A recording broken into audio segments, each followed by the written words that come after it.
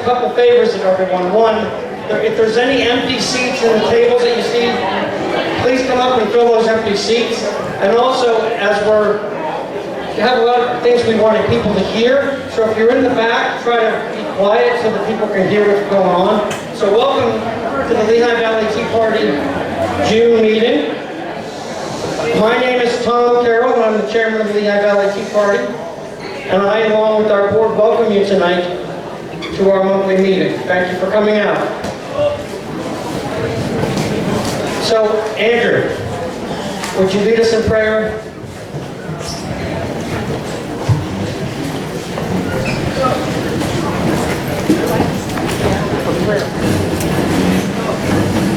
All right. Hang on. Go ahead. All rise, please. Heavenly Father, we thank you for this evening, for this is the day the Lord has made. Let us rejoice and be glad in it. For our fellowship, all patriots here in the room, for our candidates, may you bless them in their presentations. We ask you to bless the Tea Party, bring more patriots in front of us, help us to make the apathetic engaged, and we pray for our past President Donald Trump, who is our real president.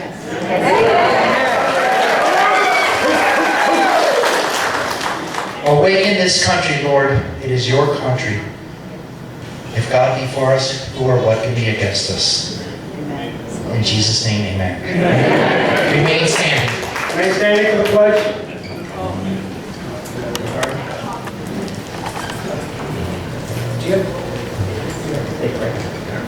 Pledge allegiance to the flag of the United States of America and to the republic for which it stands, one nation, under God, indivisible, with liberty and justice for all. And if you can remain standing for the national anthem. Martina McBride.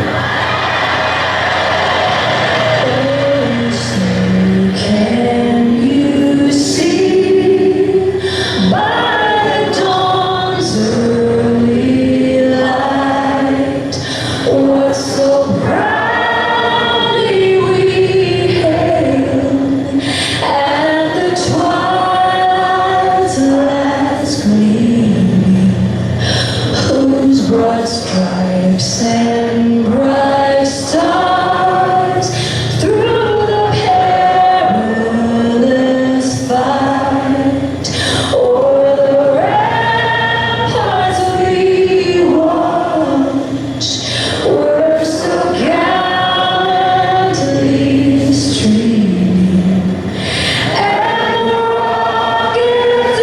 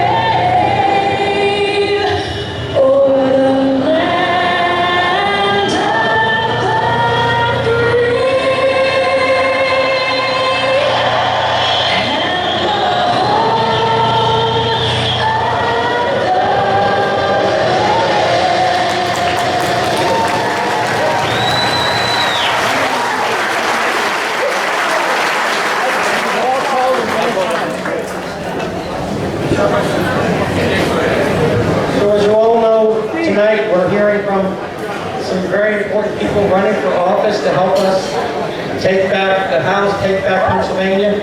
And you know, we're expecting Kathy Barnette. She was supposed to be first up tonight. She's coming, but they got stuck in traffic coming up out of Philadelphia. So the agenda's going to change a little bit from what we put forward, but we're going to hear from everybody tonight. So just be patient a little bit with us as we move things around a little bit here at the very last second. So right now, we have a message to the leftists and the socialists and the Marxists that are trying to take over this country and destroy our republic. But before we get to sending them that message, we have a message to send to the Republican Party establishment. You will fight for us, You will represent our values, or we will remove you. We will replace you.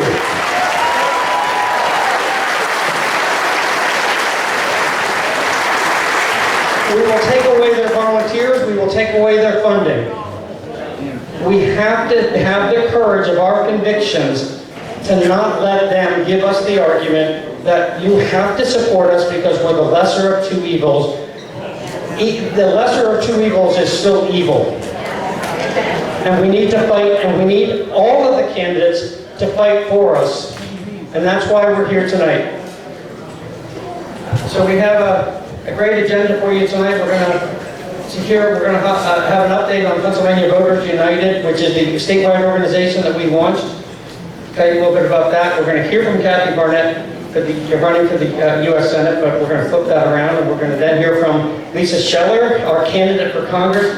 Last cycle, and again this cycle, she is an announced candidate. We'll have a break, and then we're going to hear from Lou Barletta, who's running for governor of Pennsylvania. And we're going to do a little bit something different at 8:35, and we'll talk about that later, and then we'll have some final announcements. So let's get going.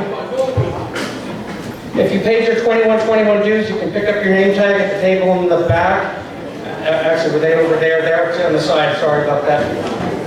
If you paid your dues, and you can get the fill out the forms. If you're a first-time member, who's a first-time attendee here tonight from us? Welcome. Thank you for coming. Please consider becoming a member, because that helps us, build this organization and fulfill our mission.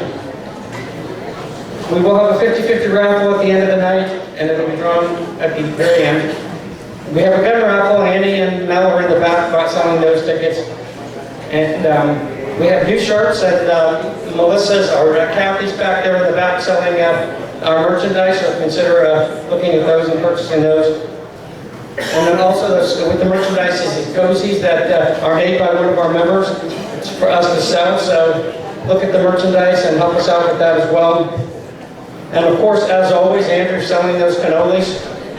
And they benefit the Boy Scouts and his efforts there, so thank you for that. And we have those LVTP chips, we still have those, so if you don't have cash, you can use your credit card to buy those and then purchase everything you want or buy your tickets as well. So our membership now is at 5,902. The bank balance is 54,000 and some odd dollars. And we're going to be utilizing that very soon as we fulfill our mission to work to get election integrity and all the things that we're doing. So we thank you for all the support you've given us. We still need continued support because we have a lot ahead of us. The left is well funded, and we need to keep doing this so that we can fight them. And we have a credit line of $9,600, so that's our status. And right now, I'm going to introduce to you one of our board members who's going to talk about, for a couple minutes, about a website that he's working with. So, George. Thank you, Tom. My name is George Roxanich. I apologize for reading a lot of this. I've got a very short time up here. And I want to tell you about a weapon. This is a conservative website called mypoliticalsource.com. That's expanding daily. And this is designed to give you the facts and resources to help win Congress to our size. There's going to be information on there about every type of debate you get into, and we're trying to get the killer information. If you're talking about the Second Amendment, you'll have source info about how many times guns have been used for self-defense to save lives, as well as do ill to others. There'll be information on police shooting stats, real information. COVID, we've had articles in Fauci's 2014 gain of function advocacy, even before the tech platforms banned the discussions on that. That's all on there. 1619 Project, we have powerful historical links about slavery in the early colonies and how the U.S. progressed, as well as perspective to give you a balance of modern slavery that's going on. Short readable articles. Election fraud, we have the 16-page breakdown of the ongoing election violation lawsuit going on in Delaware County we heard about last month. Articles are all arranged in topics like socialism, immigration, medical freedom, military affairs, etc. We have links to videos showing condescending racist liberals in their natural habitat. These are stunning, some of these. If you have liberal Jewish friends, you can show them a Facebook banned video of typical college kids ponying up money to help wipe out Israel and kill Jews. When you're arguing with your indoctrinated, mush-brained teenagers back from college. No, none of them. And they say, no way, you will be able to document your statements, share links. With school-age children, you might want to go through the topics one by one. This is a lot of things, there are a lot of things in there that will stun you, because they did me as I was researching some of this. Karl Marx wrote a book that was able to poison the minds of millions. That was before the internet, Amazon, Kindle, Barnes & Noble. That's the power of ideas. We can't give up. There's lung cans out there we will never be able to convert, but in that same conversation, there might be 3 people on either side that are willing to. I'm asking you to visit the site, recommend it, share it with others. mypoliticalsource.com. And one other thing, we need a few volunteers to help us out, and especially if someone's interested in video. Please come up to me after the meeting, and thank you very much for your attention. So Blair's going to come up and talk about support the troops. Blair? That would be a miracle if Blair comes up. That's okay, that's okay. Time is limited, so I will make this brief. First, I want to thank all of our veterans that are here tonight. Lehigh Valley Tea Party has come a really long way since our humble beginnings in 2009, and there's many people here who don't know who I am. Even Tom. I know. My husband's name is Blair, but that's okay, I love him anyway. And I'm Valerie, and we have a nonprofit. We're in the back. It's called Support the Troops Incorporated. And I'm really not looking for anything other than you networking to find our military members that are out there so we can send them free packages. We do this year round. We just went over a milestone of 3,000. Oh, no, there's no time for that. No, sorry. We have lots of other veterans organizations that we work with. We're now at the Lehigh Valley Airport. We're involved in Gold Star golf outings, so come see us in the back if you have any interest. If you do want to donate, we're always looking for toothbrushes, toothpaste, drink straws, beef jerky, and at this time of the year, sunscreen. They all share, and these are the kinds of notes that they say thank you to us. Good afternoon from Korea. Thank you for sending me care packages over the last 9 months. They have been wonderful, and my soldiers truly enjoy them, especially the letters from the elementary students. I am set to come back to the United States in the next month, and I no longer will be able to receive packages. Very respectfully, I want to thank you, Nathan Kramer, First Lieutenant. So, we thank all of you that you support us for the last 11 years, and keep up the good work, and let's go America.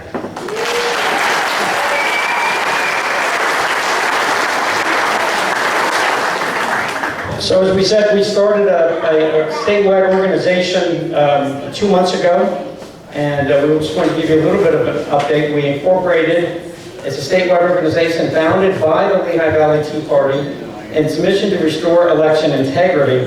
To do that, we will need to change the GOP leadership. That's what I've been talking about for a long time.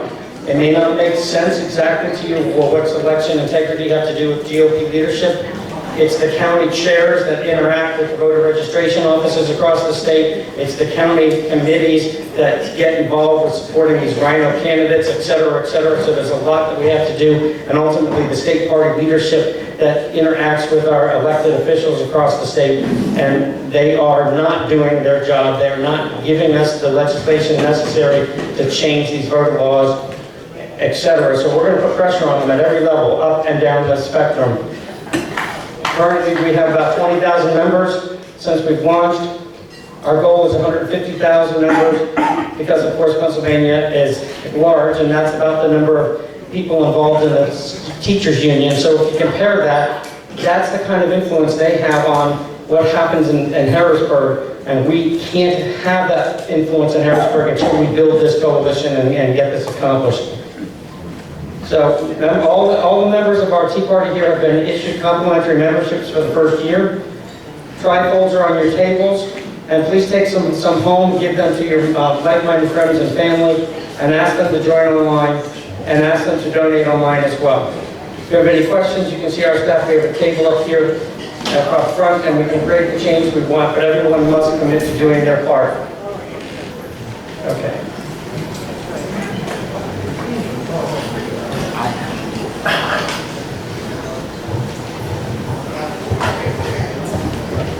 Okay, our next speaker is someone that's very familiar to all of us because she ran for Congress in 2020. She officially announced her run for Congress in 2022, and she is the only officially announced candidate for that race at this time. And I can tell you that when I've known Lisa for more than a decade, and when she told me she was going to run, I had met with her, and I said, candidly, Lisa, you're a good friend, and I support you, and I believe in you, but we're going to hold you to the task. And I am so just happy that I took that leap of faith with her to support her last year. But more importantly, she has not compromised her values. She is true to our constitutional values, and she's putting her her words to action as she is doing so much to support our cause. And I'm so humbled that you are here tonight. And thank you, and please join us.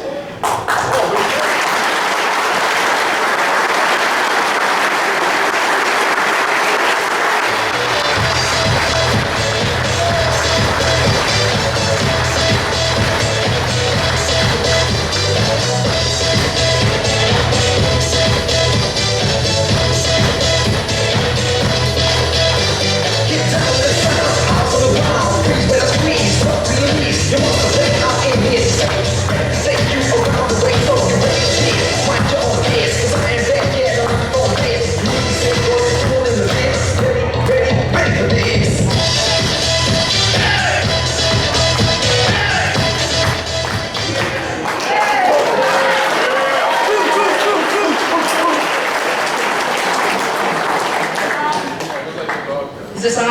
Tom, thank you for that amazing introduction. I am so grateful to be here this evening. I'm grateful to be alive, and I am grateful for all of you here in this room tonight. Because last year, you all came out and you supported me in my race against West Coast liberal socialist Susan Wild. And on election night, I won that race.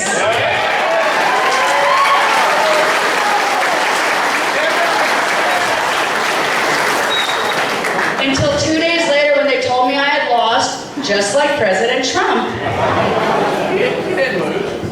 But as you know, I'm a fighter.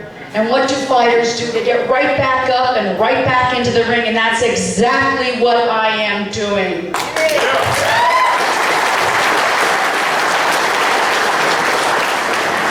And this time we are going to win this race on election night, and we're going to stop the Democrats from rigging elections forever.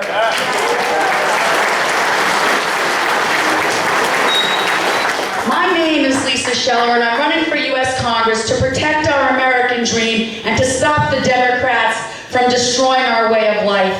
And yes, it's personal to me. I am the granddaughter of immigrants who came here legally more than 100 years ago, and they came here seeking a better life. They came here seeking the American dream, personal liberty, a trust in the wisdom of the common person, and equality of opportunity. But it is so much more than that to me, and it's very personal, and it is about this bracelet, and I'll tell you about that. More than 2.5 million men and women gave their lives creating and defending this nation. And countless more came home broken in mind, body, and spirit. And still countless others put their lives on the line. And they did that for me. They did that for my children, and I take it really personally, and so should all of you. They served and they died so that we might live in a nation where all men are created equal, and our Creator endowed us with the unalienable rights of life, liberty, and the pursuit of happiness.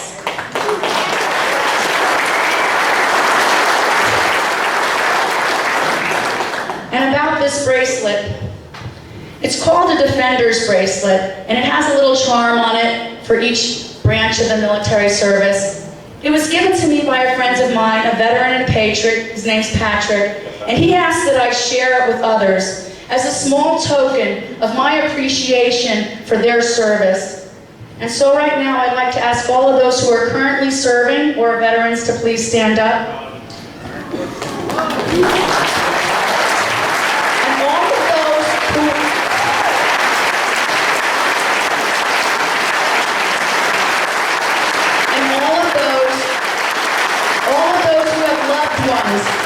Those Gold Star families whose loved ones paid the ultimate price for our freedom. Please stand up as well.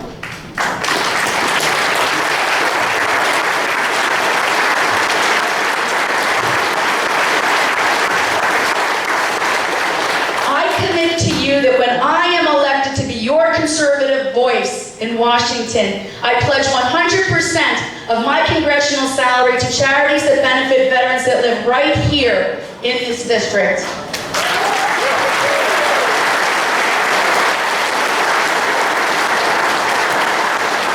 Thank you for your service, and may God bless you. I'm running for U.S. Congress to protect our American dream. Our founders declared that all men are created equal and that we have the unalienable rights of life, liberty, and the pursuit of happiness. And I vow to support, uphold, and defend all of our constitutional rights. But right now, those rights and our very way of life are under attack. Just consider what Joe Biden, Nancy Pelosi, and Susan Wild have done in the past few months. Cancer culture is raging, and President Trump has been silenced on Facebook and Twitter. And if they can silence President Trump, imagine what they can do to us. The Democrats are trying to steal the elections forever with H.R. 1, and Susan Wild is a co-sponsor. Our schools have not yet reopened fully, but as they're reopening, they're teaching our children critical race theory in 1619. They're teaching our children to hate their country and to cancel their founders, and they are not giving our children the tools that they need to succeed. And the Democrats are spreading socialism, and they're doing this by paying people to stay at home and not work, and by raising taxes. And terrorist Hamas rained hell and fire on innocent Israeli civilians, and the Democrats voted against allowing Israel to purchase more Iron Dome missiles to protect their innocent civilians. And to that I say, in Hebrew and in English, Ani omedet in Yisrael, I stand with Israel.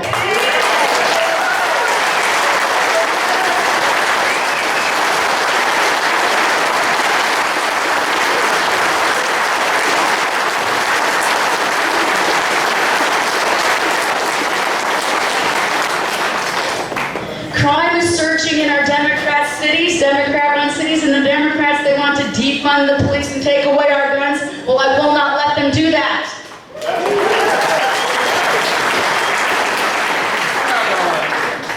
They've done a lot's going on. Russian hackers, they shut down a pipeline carrying 45% of our nation's gas supply, and it created massive shortages and long lines, and we know where gas prices are. And Iran has been emboldened, and now they are well on their way to a nuclear bomb. And our southern border? What of our southern border? Our southern border is a humanitarian crisis. And Vice President Harris won't even go to visit. And at the same time, illegal immigrants are being flown all over our country at taxpayer expense, put into our communities and given free health care and stimulus checks. And a communist Chinese laboratory created a virus and gave it to us and ruined our lives, and now the Democrats are trying to cover it up. And all of this to usher in a radical socialist woke agenda. Well, my friends, our world and our nation are on fire, and Joe Biden is hiding in his basement, and Nancy Pelosi and Susan Wild are the arsonists. Susan Wild does not respect our Constitution. I don't even know if she's even read it. She wants to destroy life and diminish our national security, and she has voted to defund the police. She has voted to reduce military spending. She has voted to make us energy dependent on hostile foreign countries, to open up our borders and to give stimulus checks to illegal immigrants. And she is using your tax dollars to pay for abortion on demand, up to and including full-term pregnancies. Squad wannabe socialist Susan. She doesn't respect our Constitution, and you know how I know this? It's because she votes for legislation that is clearly unconstitutional. Susan Wild voted for H.R. 1. It's called the For the People Act, but it is really the Steal the Election Act. H.R. 1 is going to take our mess of our elections here in Pennsylvania and make it infinitely worse, because it's going to eliminate the possibility of ever having voter ID in Pennsylvania. It's going to legalize ballot harvesting, and it is going to give your tax money to Democratic candidates for their campaigns and expenses. We need to secure our elections and make it easy to vote and impossible to cheat.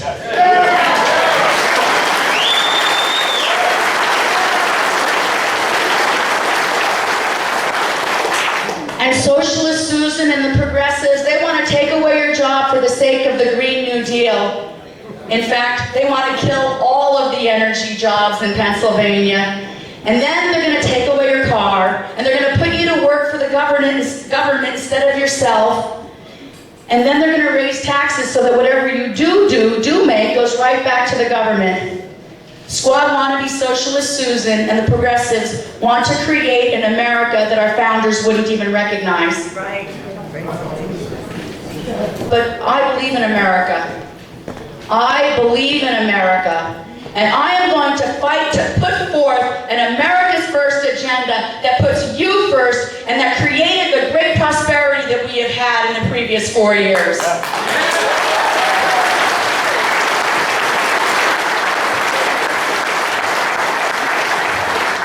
I am going to fight to protect life, and I am going to secure our borders and make sure we have appropriate immigration reform.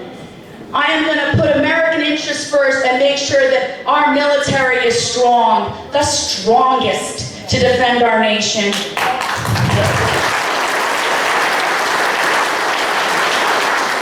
And that our men and women in blue have the resources and the training they need to keep our families, our homes, our businesses, and our communities safe.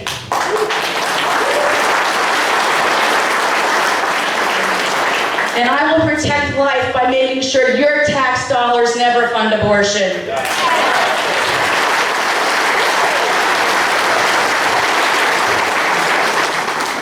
I'm going to defend liberty by defending our Constitution, freedom of religion, freedom of speech, states' rights, due process, the whole Constitution as it is written.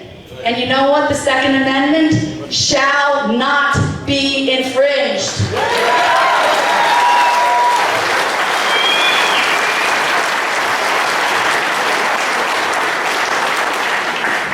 And I'm going to promote the pursuit of happiness by creating jobs and growing our economy. You know, there's dignity in work. The government shouldn't be paying people to stay at home. Government pay leads to government dependence, And government dependence leads to government oppression and government tyranny. And as a business person who runs a manufacturing company that employs 150 hard-working, great Pennsylvanians, I know how to create jobs.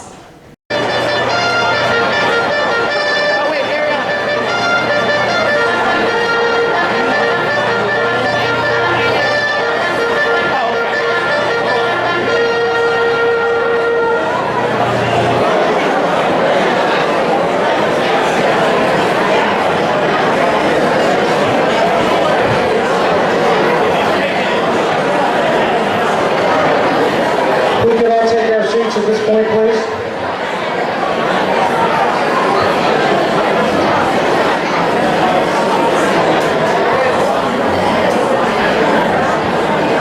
If we could everyone get back to your seats and quiet down so we can get started, please. Thank you.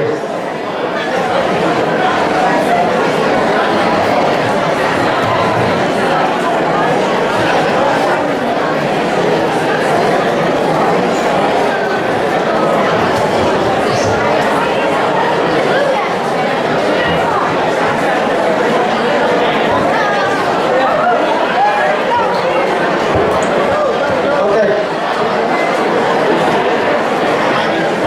I need everyone to be quiet. We have people who come a long way here tonight to talk to you, and I want to show them respect. So if we could have everyone quiet down and cease their conversations. I hate to sound like a school teacher here.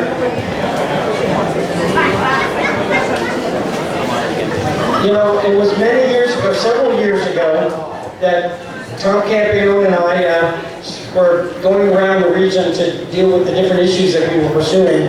And we came across this woman of amazing energy and a life story that was just phenomenal. And she jumped in. And you know, I've been talking, every time I talk about we need to stand up and fight. She's a fighter because she's been doing it for so long. She served her country, our country, in the military. You all know that she has been a guest of ours several times, and I can't tell you how excited I am that she called me and said she's made this announcement, or is going to make this announcement that she's going to run for the Pennsylvania Senate.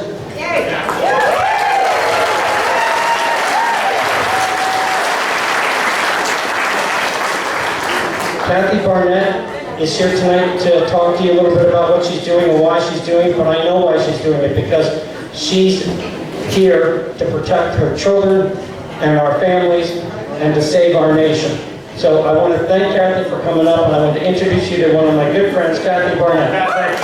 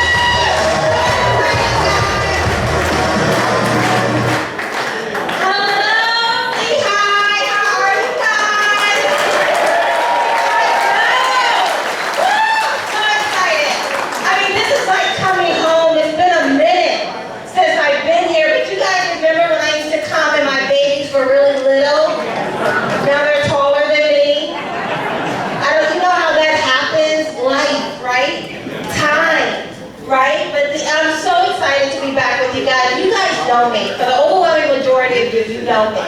I've been coming here when you guys were in another location. I don't know what that was. You want to go home. I know, maybe they want the mic. Listen, we only have 15 minutes. You haven't started the clock, so I'm going to keep talking. Guys, I'm so excited. I mean, you know, my eyes see what they see, my ears hear what they hear. There's very little areas that we can talk about that's not on fire right now. Our country is in trouble. Do y'all know that? Yeah. Ooh, I love it. Everything is on fire. Name something. Name something. Within a small amount of time. Can you imagine? I don't think it's been over 200 days yet, has it? No. Yeah, can you imagine what the next 200 days are going to look like? determined. I wrote a book. I gave it to my editor in November of 2019, before all of this COVID and election stuff happened, and it came out last year, March, in the middle of the pandemic. It went #1 on Amazon, but everything else, was busted as far as getting out and talking about it. But my book is reading like prophecy right now, because I was telling the story of what happens when Democrats take control of something. And I use the black community as a petri dish. If you look at the black community, you can see what happens when Democrats come in and take complete control. And I was sending out a harbinger to the rest of the country of what will happen if we go to sleep at the wheels and allow the Democrats to take control. And guess what, y'all? They got control. They got control. If any of the 5 things these people want, it's game over for us. HR 1, game over. Get rid of the filibuster, game over. Statehood for DC, game over.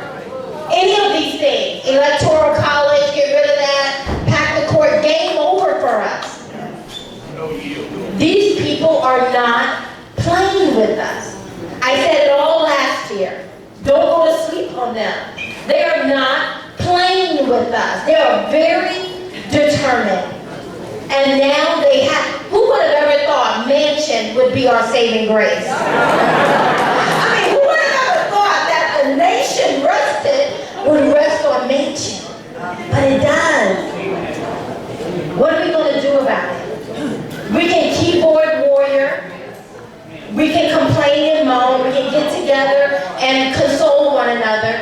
Or we can, listen, we have less than 2 years to get this together. I hear people say, am I lying? I hear people saying all the time, oh, the next generation, it's this generation. It's on our watch. Remember when Franklin said it's a republic if you can keep it? It's on our watch. Everywhere Marxism goes, y'all heard of critical race theory? Critical race theory is nothing more than identity-based Marxism. Marxism comes into a country not to improve the country, it comes in to overthrow the country. Marxism goes into Russia, they're now communist. Marxism goes into China, they're now communist. It goes into Cuba, communist. It goes into Venezuela, communist. Now it's here. These people are very determined. None of these things are happening by accident. You can't talk about the border without talking about the greater plan. It is control.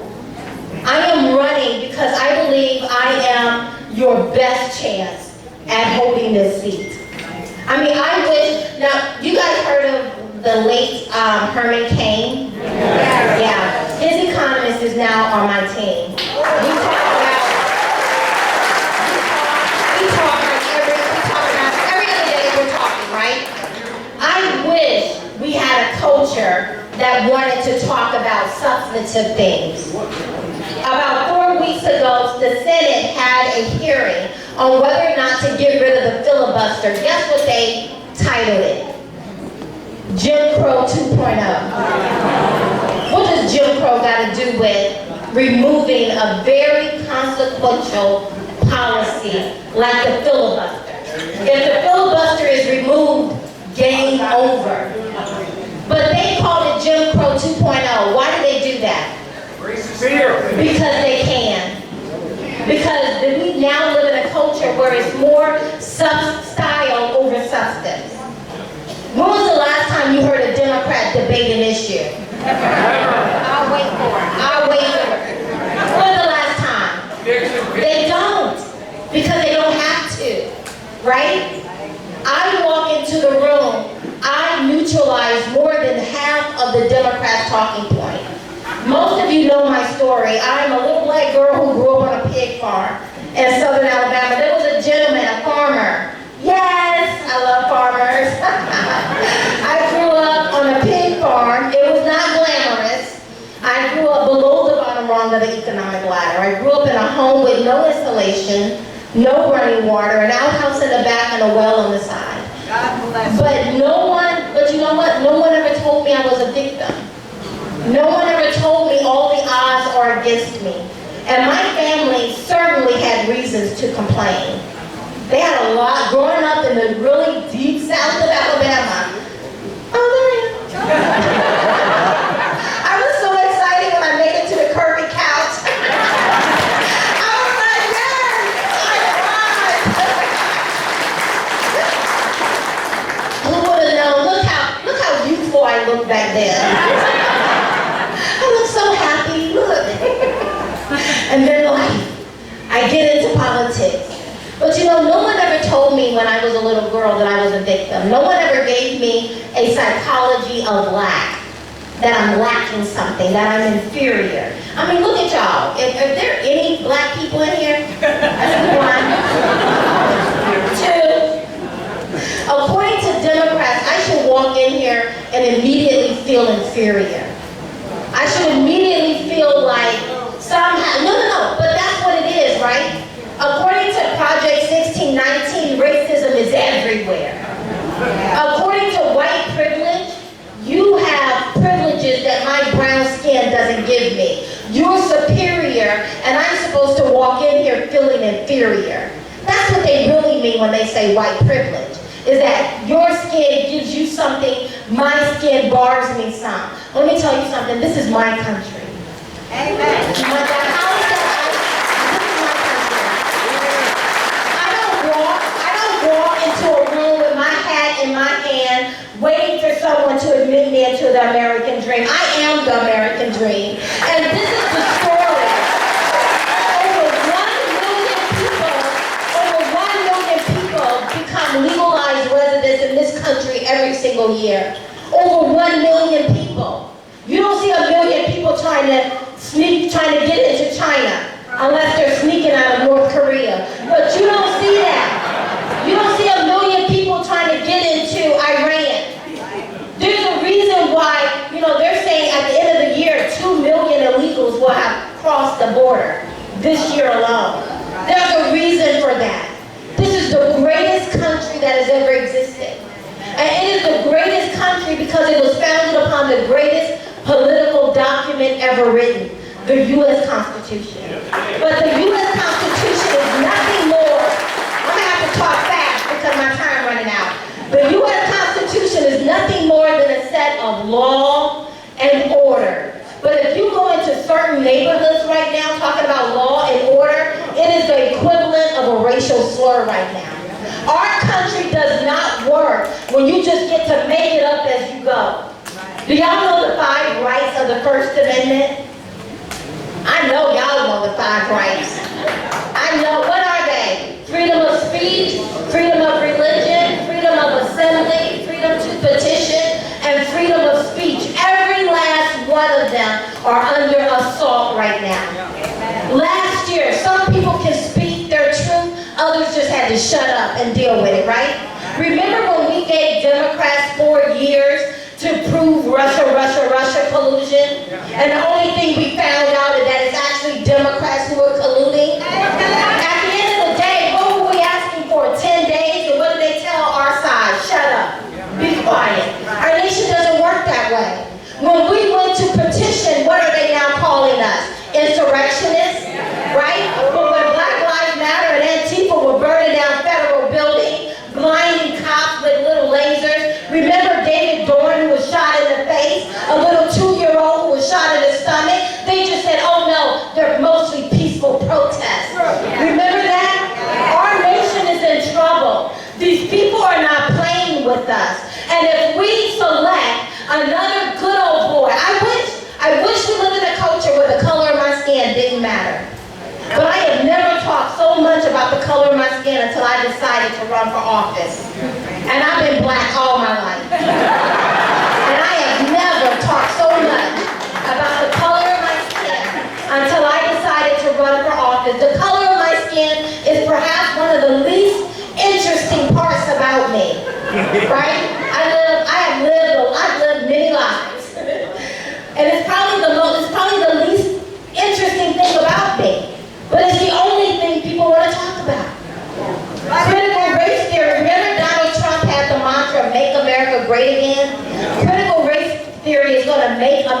racist again. They're turning out little racists. Where the only thing that matters is the color of my skin. And it's very pretty. I like to think so. It's the only one I have, right? But my very presence neutralizes more than half of the Democrats' talking point. If we keep putting up the same old good old boys, we're going to get the same results. Where y'all will wait when what happened with Georgia? They didn't talk about anything of substance. I mean, the black pastor has some sketchy business with children. No one seemed to care. No one seemed to care, right? Because we live in this culture. I am your best chance at holding this seat. This seat is such a consequential seat. But I cannot do it by myself. I never thought I could do it by myself. I need help. Do y'all know, I mean, me running would not have made sense 2 years ago. Me running for this particular seat would not have made sense 6 years ago. I don't know if y'all understand the way the system is set up. It is set up for very wealthy and very influential people. And all others need not apply. This is the reason why we have to select from a pool of people who get in office and then we're all looking like, what happened? Right? We have people who've been dreaming about holding this seat since they were little kids. When I was a little kid, I remember looking at an empty refrigerator door wondering where my next meal was going to come from. We have people who've been running for this seat for the past 10 years. I just jumped in 10 months ago when I decided to run for Congress last year. But what we did last year has prepared us for this year. I have gotten more national press than all gubernatorial and senatorial candidates combined. Someone asked me, how are you getting so much press coverage? Because I'm relevant. That's how. I'm relevant. And when you're going into the general election, you want a candidate who is relevant. Not only am I turning down media hits for Fox and Newsmax and OAN and all the ones that we watch. I just did an interview with The Hill. I did an interview with the Philadelphia Inquirer. The View has reached out to us, right? So it's not just, I know. Can y'all imagine that? Thank you, Jesus. Yes. I would just go in, not answering any questions, just ripping on everybody. Right? But listen, you want a relevant candidate. You want someone that people want to talk to, that people are talking about. The first day we announced 7 weeks ago, we raised over $100,000, small dollar donations. Because we are relevant. People are driving 2 to 3 hours just to meet me. I can assure you, ain't nobody driving 2 to 3 hours to meet nobody else. And since the election of November 3rd, I went to bed, I won 76% of the precincts. Woke up the next morning, hadn't won one. Not even some of the most red areas. And I'm like a dog with a bone. We have been figuring out what in the world happened. I have every right as a new candidate to understand what happened, to understand our voter roll. We have some real issues. And we have every right to have those issues addressed and not to be silent. But I need you. Get your phones out. Now, who have a phone? Who has a phone? Okay. Go to www.barnette4senate. Everybody, put your hands to the wheel. Put your hands on the plow and get engaged. I cannot do this by myself. I have no intentions of doing it by myself. If you don't want to get stuck with who somebody else is going to pick for you, who's going to go in the general and lose, I need you to make me formidable. Everyone can do something. Maybe you have to give up your latte, I don't know. But everyone can do something. Y'all know these Democrats have lost their mind. And y'all know they're going to make up stuff. And y'all know they don't play fair. So I'm gonna need you to do your part. Go to Barnette for Senate, I am not joking, and contribute. Sign up to volunteer. Send me an email of people you think I need to speak to. Relevant people. People who can host a fundraiser, people who can connect me to other people. This is what grassroots really means. It doesn't just mean coming and gathering and patting each other on the back. It means getting engaged like never before. And this is a grassroots campaign by the grace of God that lightning has struck in a bottle. I need you to continue that, okay? Thank you so much. Pray for my family. Pray for me. Pray that God protects our country. Everybody clap your hands. Come on, y'all.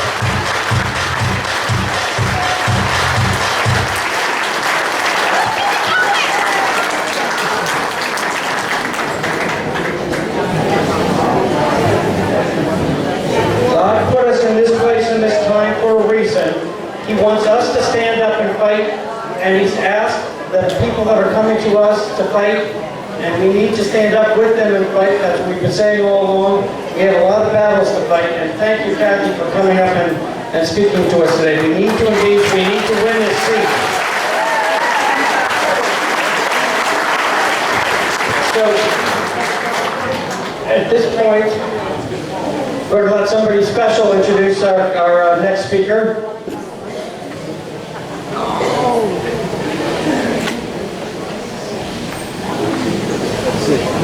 What happened to it?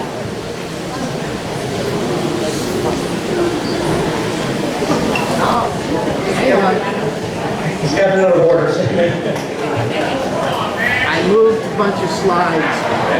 He had to move slides around because of the change of the schedule, but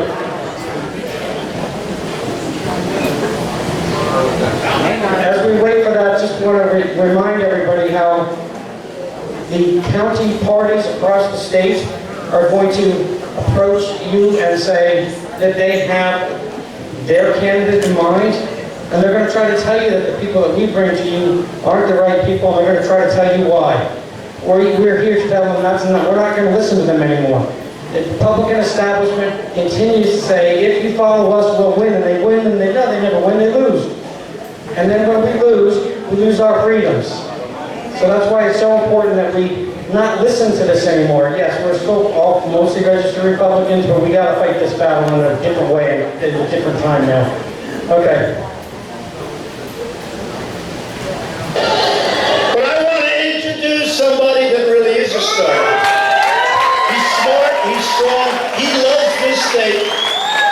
People are just starting to know him, but I've known him for a long time.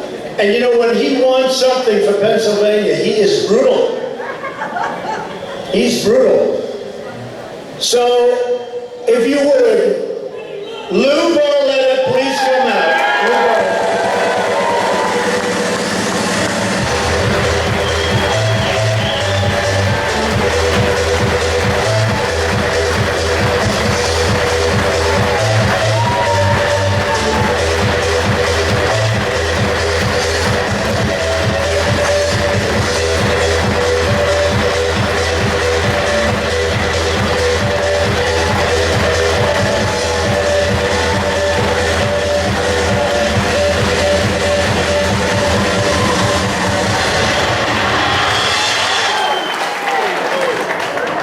Thank you. What a crowd. This is great to be here. Honestly, the Donald should be here and see this. Thank you so much. You know, many of you know a lot about me, but I thought maybe I would go back a little bit because, you know, it's been a pretty interesting career for me politically and professionally. And I often wonder, you know, how this happened. Like, you know, how did you get to be where you got to be, and what really made you? And I think about it, you know, I grew up in Hazelton. Hazleton's a small coal town, not too far from here, but it was really a special town. Hazleton was really a special town. It was a tough town. Growing up in Hazleton, you had to be tough, you had to be strong. If you did something wrong when we were small, before you got home, your parents knew about it. There was no question, there was no lying.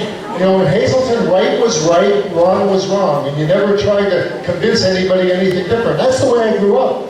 I believed that. You know, we were taught that.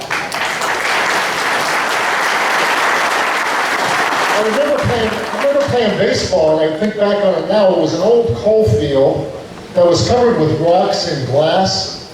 When you went down on your knee, you came up, your knee was bleeding. We didn't expect anything better. We didn't complain. We didn't think that we deserved to play on a better field. We just played there. The bench that you sat on was an old telephone pole that you would get splinters on. And the fans were these old Italian guys who stood on the hill and they rooted against both teams. No, they really did. I'm not kidding. They rooted against both teams. They wanted you to miss the ball so they could tell you what they thought of you. But you know what? Thinking back, we didn't complain. We didn't run home and cry. We didn't go tell our moms and dads what these mean men said to us. You know what we did? We played harder. We played harder because that's what Hazleton taught us. Hazleton taught us right is right and wrong is wrong. And there was no gray area. It taught us about values. It taught us about family. It taught us about God. It taught us about standing up when you're right and don't back down, but don't ever lie.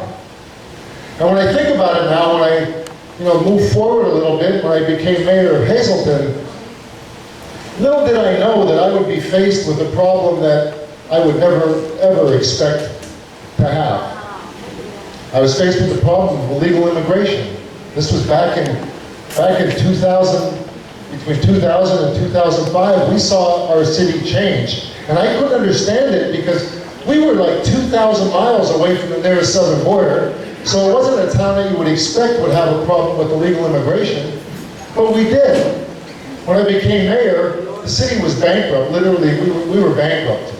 We had a $1.2 million deficit. It was only a $7 million budget. And in 2 years, we were able to turn it around. We had a $500,000 surplus. We wiped out the deficit. People were moving into the city. I was voted Pennsylvania Mayor of the Year by my peers, which is something I was really proud of, because these were mayors from all around Pennsylvania. But we saw our population grow by 50%, but we saw our tax revenue stay the same. We began seeing gangs move in town. We began seeing violent crimes. We began to see our hospital change. The emergency room, for example. Normally you would wait 15 minutes to be seen in the emergency room. We were now waiting 6, 7, 8, 9 hours because people who were in the country illegally were using the emergency room for primary health care because they couldn't be refused. We saw our schools be impacted, and we saw more crime. And I didn't know what to do. I didn't know how to stop it. I remember the first incident that we had. I was called to an apartment. There were 9 mattresses laying on the ground. 9 men were sleeping on the ground on mattresses. There were cockroaches in the refrigerator. This apartment wasn't fit for animals. You had human beings who were being exploited. All 9 men were in the country illegally, and we called, it was INS at the time, it wasn't ICE yet. We called them, they told us, just tell them to move on. So we did. Very shortly after that, it was a Friday night in October. Big night in Hazleton, it's high school football night. Kids would watch the football game, they'd go downtown, hang out at a local pizzeria. This Friday night was a little bit different. Hector Luna, who was in the country illegally, on a drug deal gone bad, shot 2 people literally 100 feet from where these kids were standing. Now Hazleton was the kind of town where, you might have 1 murder every 7 years and people would talk about that murder the 6 years in between. Luna shot and killed 1 and wounded the other. Terrified our town. More and more and more incidents like this had happened. I remember coming to work one day and there was an elderly woman standing in my parking spot. When I got out of the car, she started hitting me in the chest with her fingers. She said, "Listen, Buster, you better do something. I have become a prisoner in my own home. I can't even sit on my front porch any longer." And it broke my heart. Because I was the mayor, this was my hometown, I was so proud. And I was thinking, this is how people are living. I needed to do something. I couldn't get one person to help me, not one. Not a state senator, not a United States senator, not a congressman. Nobody wanted to help me. I was on my own. I remember going down to Washington, it was December 2005. I met with the Department of Justice. I told them what had happened. I told them how the gangs had moved in, how they were recruiting kids in 3rd grade, 4th grade. I told them how we didn't have the wherewithal to deal with this problem. I don't know why, but we had a problem with illegal immigration and I needed help. I had nobody to help me. And they were great. The Department of Justice was great. They brought in all these experts to talk to me. They spent the whole day with me. And at the end of the day, they gave me this nice coffee mug. They gave me a lapel pin. They gave me a pat on the back. And they sent me home. And I realized I was all on my own. There was nobody going to help me. And I took an oath of office that I was going to defend and protect the people that elected me. And I didn't know what to do. Very shortly after that meeting, May 10th, 2006, a day I'll never forget, young man, Derek Kishline, father of 3 little children, was working on his pickup truck when he told the head of the Latin Kings, he had some words with him. He didn't want him to do some stuff around his children. Pedro Cabrera, who was in the country illegally, arrested 6 times in New York and others and let go, sanctuary city. Cabrera went in his car, got a gun, stuck it between Derek's eyes, and shot and killed him. We spent half of our yearly budget in overtime in the police department in catching Cabrera and his bike. And I sat down next to Mr. and Mrs. Kishline when they asked me, why is my son gone? Why was this man in the country and my son is gone? Why is the father of our grandchildren gone forever and this man was still in the country? You tell me why. I had enough. Enough was enough. If nobody was going to do something, I was. And I wrote the first law in the country dealing with illegal immigration as a mayor.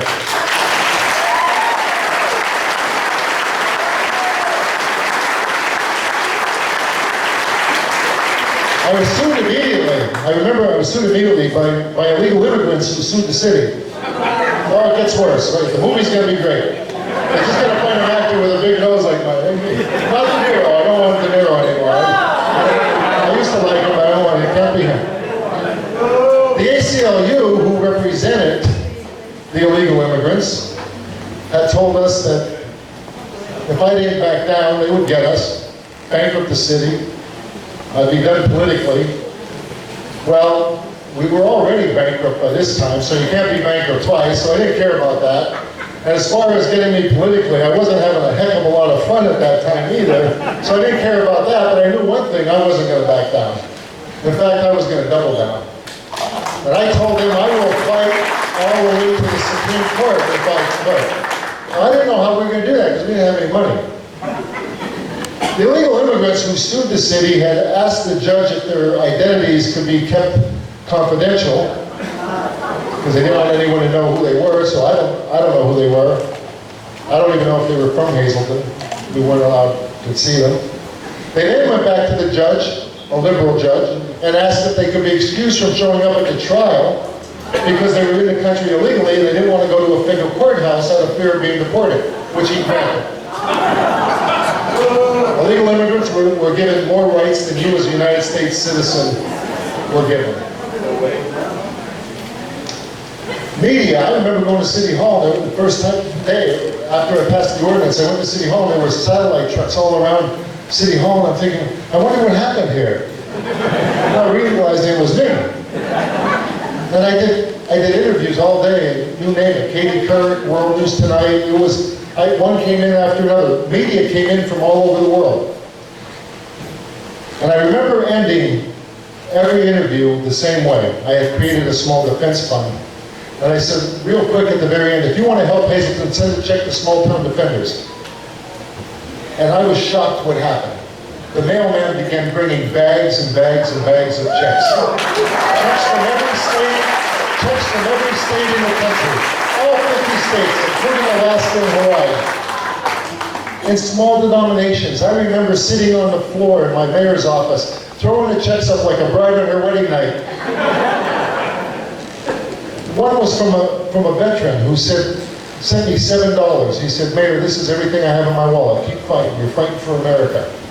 Another senior citizen who was in a nursing home in the western part of the country had been saving quarters his whole life. He said, told his granddaughters, told them where the quarters were hidden. He said, send them to that mayor in Hazleton. He's fighting for all of us.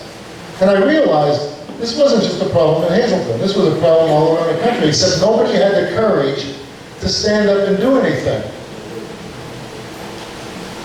Where did I get the courage? And it all goes back to how I began, how I grew up, the values I was taught. I was taught right is right and wrong is wrong, and there was no gray area. I didn't think I was doing anything wrong. Illegal is illegal. I didn't say people can't come to America. We all, that's how everyone comes. We're all come from immigrants. But we have a right way to come to this country. And I took an oath of office to defend the people that I represent. And that's the same oath that I'm going to take when I defend you and everyone else in the state of Pennsylvania. Because we need a leader. We need a leader that has a backbone again. We finally need to send somebody who's going to fight for you. That right is right and wrong is wrong and won't get pushed around and won't back down. Now listen, I wasn't going to do this again. You know, I became very close to President Trump. I was one of the first to endorse him. And then I was on his transition team. And then I co-chaired his campaign here in Pennsylvania. I even watched the Super Bowl with him. I was runner-up for Secretary of Transportation. If I only married Mitch McConnell, I would have had that job. That's okay. I was going to do anything I could to help him because I thought his policies took care of everybody. I thought he was speaking to me when he spoke because he didn't care. He didn't care if he was politically correct. He had a backbone again, and that's what I admired. And that's what we need, and that's what we want again. That's where we are in this point in time. We need leaders that have courage. And can't be bought. And, you know, the president had called me when I was in Congress. He wanted me to run for Senate. So I did. I gave him my seat. I ran for Senate. After that was over, I thought I was finished politically. I thought I wasn't going to do anything else. I just couldn't take it anymore. My wife said, what are you going to do? You're going to scream at the TV the rest of your life? Get off your ass and do something about it.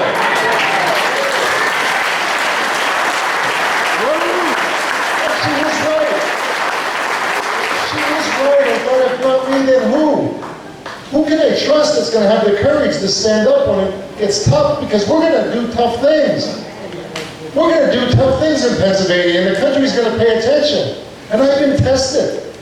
I've been there. And I didn't crawl up and run under the bed. Listen, I watched what Governor Wolf did to Pennsylvania. I watched how he mismanaged this, how he crushed businesses. He crushed small businesses. Not only the employers, but the employees. People who depended on those jobs for, I had a business. I know how hard we worked for it. And how quickly he just destroyed these businesses. Then if that wasn't enough, he took a year's education and stole it from our children. We don't know what the long-term effects of that is yet. But those kids will be harmed forever. And then if that wasn't enough, he put COVID-positive patients back in a nursing home, where 50% of our deaths here in Pennsylvania came from seniors, our most vulnerable people, which we knew, died in those nursing homes. The percentage of deaths in nursing homes in Pennsylvania is worse than Cuomo in New York, Whitmer in Michigan, and Murphy in New Jersey. But you would never know that. So at the end of the day, I had 14 darn good reasons to run for governor, and that's 4 daughters and 10 grandchildren. And we're going to open up the economy again in Pennsylvania. We're going to help help small businesses. We're going to get the economy roaring again. We're going to get our natural resources and be an energy state again and bring people. Pennsylvania will be a state that people will want to come to. And listen, we're going to do something about elections in Pennsylvania. We're going to do something about elections. We're not going to just sit back and take this. Listen, we know that dead people have been voting in Pennsylvania for a long time. We know that. But now they don't even have to leave the cemetery to vote. They can mail in their ballots right in the cemetery. We can't sit back and allow this to happen. We got to restore confidence in elections again, where people won't go to vote and good candidates won't want to run. And we're going to do that. And we're going to stand up to sanctuary cities in Pennsylvania, because I was a mayor that was pushed around and called all kinds of names because I wanted to stand up for the rule of law. And we are not going to let people declare and thumb their nose at the federal government and make laws on their own. We're also going to stand up for our law enforcement, the men and women who protect us. We're going to show them the respect that they deserve. And we're going to make sure, not that they get defunded, that we fund them more and give them more tools to do their job. They put, those men and women put their lives on the line every single day. And we need to make sure that we have their backs too. And we're going to take care of our vets in Pennsylvania. No soldier who sleeps on a desert in Afghanistan should ever sleep under a bridge in Pennsylvania. And we're going to make sure that we take care of them. And when it comes to education, no child should be stuck in a failing school. If we want to help a child to get out of poverty and we want to help a child to succeed in this world, we have to make sure they have an education that they can do that. And they shouldn't be stuck in a bad school, in a failing school. Now listen, I was the father of four daughters who played sports. I don't know about you, but my daughters had a tough time beating other girls, let alone beating men. We're going to make sure that girls play girls' sports, men plays men's sports. And we will not teach critical race theory in Pennsylvania when I'm governor. We will not teach our children to hate each other, ever. And let me end with this, in Pennsylvania, we will always kneel for the flag, kneel for it when we pray, and stand for the American flag. Thank you very much. God bless you. Thank you.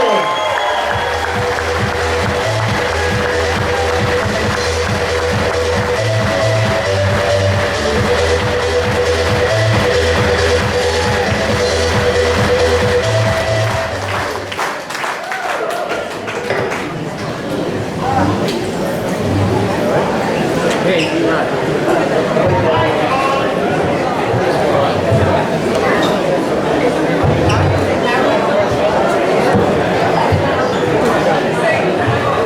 If you don't think that the person running on the Democrat side is dangerous, he makes Tom Wolf look like a moderate.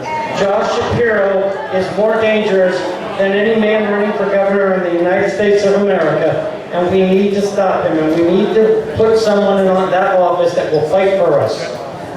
So when you think about the implications of what will happen if we don't take back the governor's race, we need to be fighting. The 2022 race, they're already funded by millions of dollars on the other side. They're already planning their campaigns. They have it all mapped out already, and here we are. We gotta fight. Thank you for coming, Lou, and thank you, Kathy, again. We know that Kathy, Lisa, and Lou are here to fight for us. And we need to do our part to make sure that they get across the finish line, because we have no choice.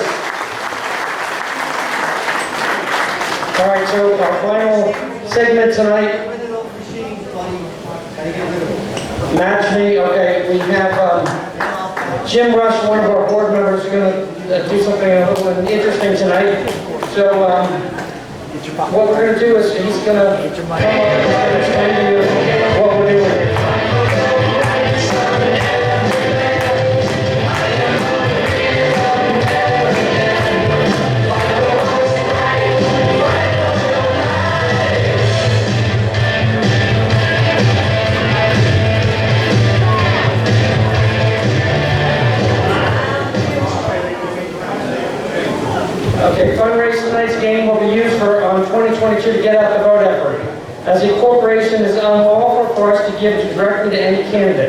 But with 22 being critically important, as I was saying, we can certainly get people to the polls to stop by, from Josh Shapiro, John Fetterman, and the rest of the demonic Democrat socialists. These people are evil, and we need to fight them, and we need to start the battle tonight. And that's why Jim's here, and he's going to give us something different to approach this battle. Give Andrew $100.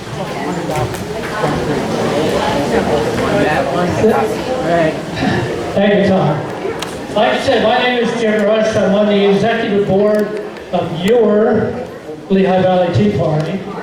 I'm also part of the security team that is here every month to keep you guys safe. And we thank you for being very cooperative. All right. What I want to do tonight is raise a little money for the cause. It's going to be a little bit different. We're going to have fun raising funds. I have in my hand a $20 bill. I am looking for someone out there, a patriot, to match my $20 bill. Stand up. Who is willing to match my $20 bill? Stand up and give it to her. There we go. We got a gentleman there, a gentleman there, we got a gentleman here. Here you go. Who is willing to match their $20 bill? Young lady in the back. We got one over here. All right, listen. Let's keep it going. We want to match these $20 bills. We got one in the back. Anyone else going to match a $20 bill? All right. All right, let's keep it going. I'll tell you what, I'll bet these 20, well, I'll go 20 more. Gentleman just gave me 40. You don't have to match the 40. We're only going to match the 20. All right, who else out there is willing to match the $20 bills? There, Frank, right here, back there, over here. All right, gentlemen, I have 3 volunteers out there with their little red baskets collecting the money. I want to thank you all for doing that. Didn't expect this. Hey, Jim, one of your volunteers is very slow. that guy has Jeff. Jeff has it. Jeff? He's actually a little slow. He needs to speed it up. Where did he go? He disappeared. Oh, he's back there. All right, we have more over here, Jeff. Come and get it. I know it's a little tight in here. All right, listen. Put your hands up high. Anyone willing to donate? Anyone willing to match the $20 bills in the back? Over here? Need more buckets. Out here. We have more coming. We need the ones like in the church. It's hot. All right, ladies and gentlemen, let's keep it going. We're not done yet. Anyone else? We have 2 in the back. You're asking for cakes. All right, we have more. Anyone else? Anyone else?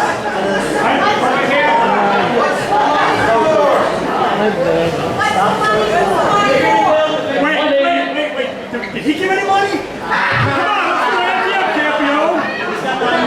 Hey, take it off the screen. The money is We don't take checks. All right, there we go. Tom Carroll explained what the money is for. They took it off the screen. Anyone else? There we go. Any more? Okay, you done? Are we done? Any more? Anybody else want to match the $20 bills? I see no more hands. Okay. I have one more request.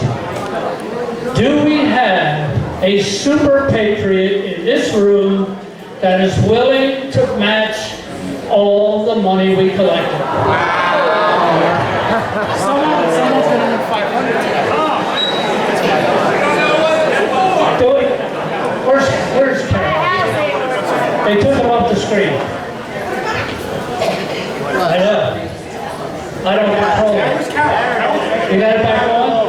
All right, here we go. I'll read it again. The funds raised from tonight's match meeting will be used for our 2022 Get Out the Vote effort. As a corporation, it is unlawful for us to give directly to any candidate, but with 22 being critically important, we can certainly get people Josh Shapiro, John Fetterman, and the rest of the Democrat Socialists. That's what the money is going to be used for. Anyone else want to reconsider?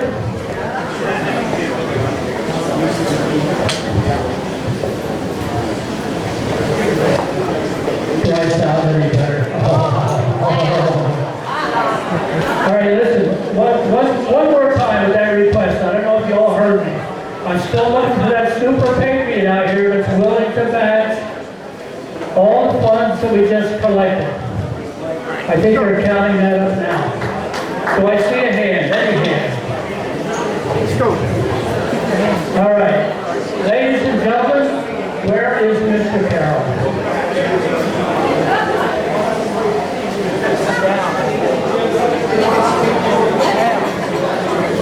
I want to take this opportunity to thank you all for your participation in this little match meeting. I don't know if you've ever seen it before. It's something that I do. It's on several fundraising events. Tom Carroll. Front and center, sir.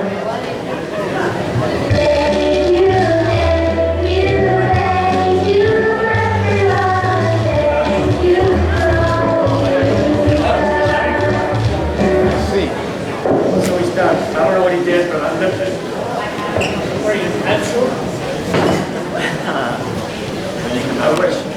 Are we, Here we go. Right on. I know, we're not on. All right. That's right. Okay. Thank you. Connection from this one. All right, so here we go. Final announcements tonight. Our impeach, okay, I'm sorry. All right. Our impeach roll action. We have demonstrated at the offices of Reps. Joe Emmerich, Ann Flood, and Zach Vago. Why? Because they must stand and fight with our 5,000, almost 6,000 members now. Fight against the socialism, fight against the tyrant, especially our state reps in Harrisburg. I know what we did for them. We have knocked on hundreds and hundreds of doors for them. We've raised money for them. We've worked at the polls for them. And when we ask them to simply do the right thing, they respond, leadership says it's not a good idea. They didn't get elected to do what leadership tells them. They got elected to do what's right. I was shocked when Zach Vago approached us and said, well, I never sponsor anything. There you go. Now he's back. I mean, honestly, we have a lot of issues here right now. We can't wait to 22 till we elect Lou Barletta as governor. We can't wait for them. We got to fight now. These legislators need to stand up. They need to stand up to open Pennsylvania completely, to stop this tyrant, and to fix this election law stuff now. We can't wait until 23 for them to do the right thing. And their answer is, well, we won't have a veto proof majority. Then pass the laws, make them sign it, they can veto it, and then we can do something about that, because our base will get more angry, we'll spend more money, we'll knock on more doors, and we'll get these people elected, and we'll get rid of these people. They don't want to do it, so these people, they're not entitled to these positions. If they don't do the right thing, we need to get rid of them. All right, gentlemen. Joe Emmerich actually did listen to us, and he actually signed the resolution to impeach. The rest of them have not. So we're going to keep it up. And Rep. Day is the one we're going to demonstrate next to, because he's been a long-term representative. And what has he done for us? I don't know, but he's not listening to us, so we need to make him listen. Next month's meeting is July 1st. No, we can't do that. Okay, so we have our pig roast, and that's August 28th. We've been doing this for a long time. It's a great event. And we have flyers, I believe, on the tables about the pig roast. So keep that in mind for when you're getting ready to make your calendar plans for August.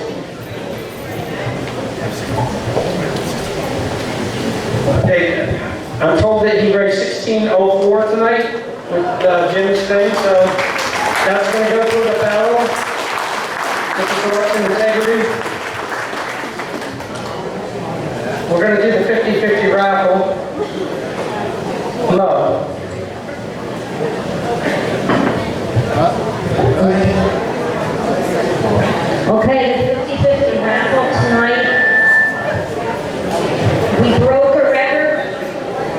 The winner's gonna go home with $500. All right. So Bill, you want to take the winner for us?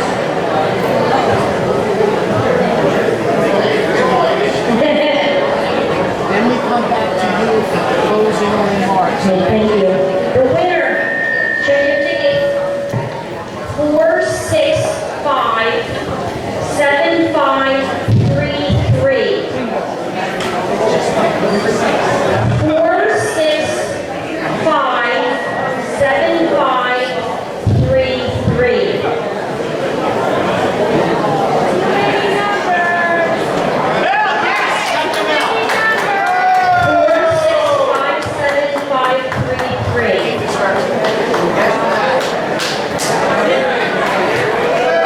Thank you.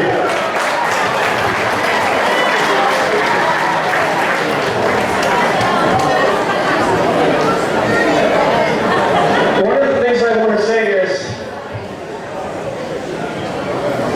that, just as an announcement, every year for about the last 10 years, I've done a public reading of the Declaration of Independence, and I'm doing it again this year on July 4th at the city of Bethlehem at 11 a.m.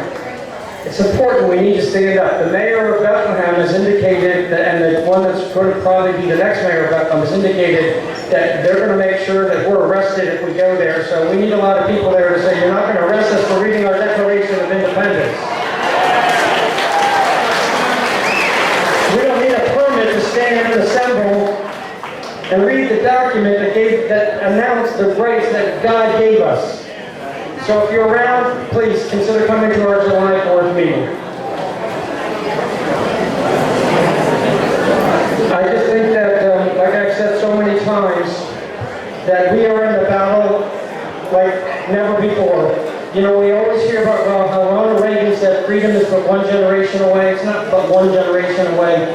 It's literally hours and minutes away from being totally destroyed. Kathy Barnette has it exactly right. If they pass those things in the Congress, we're done. So we need to be putting pressure on all of these people to stop this. And we must stand up, and they can't cancel us. So just remember, God has blessed us with so many things, and we sometimes get concerned and say, God, why aren't you helping us win this battle?